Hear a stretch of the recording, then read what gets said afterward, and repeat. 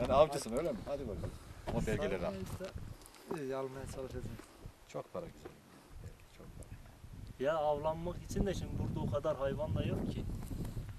Önceki var kadar diye yok yok. yani. Bak ben misal bir senesi kışın çıktım hava, keklik avına.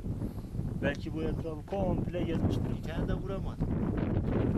Abi bu nasıl silahla sıkıyor, o göğsüyle böyle kendini geri çekiyor, saçmalar önünden vız, bir şey yok ki. Hayvan uyanık ya. Çok mermi atmışlar. Ama keklik avcılığı zor avcılık. Yok, Gerçekten ben bu- Abi şuraya kadar karın içinde, şuralar bir görseniz, şuraya kadar karın içinde Çok yakın. boğuştuk da boğuştuk, bir tane Oturuyordum vuramadık ya. Silah koymuşlar Ama tek mermide tavşan indiren adam vurdu. Bak tek mermide tavşan vurdu yani. Bu bölgede ne oluyor en çok?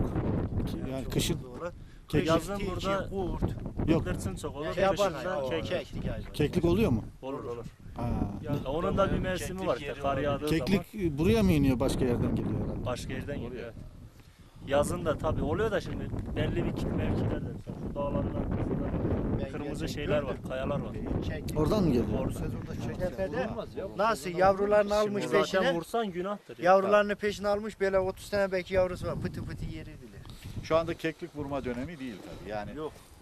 şu yavrular anda var. sadece devlet bıldırcın, üveyik işte Peki vurabildiniz mi bıldırcın? vurduk birkaç tane. Gidip yiyecektik işte. Son bir yapalım, tur yapalım. Evet. Burada olmaz da bu tarafta çok bıldırcın var, ben size Biz de söyleyeyim. o tarafa gidelim. Gelin bizimle beraber oraya. Haydi. Aynen. Sizin memleketlere doğru yaklaşın şimdi.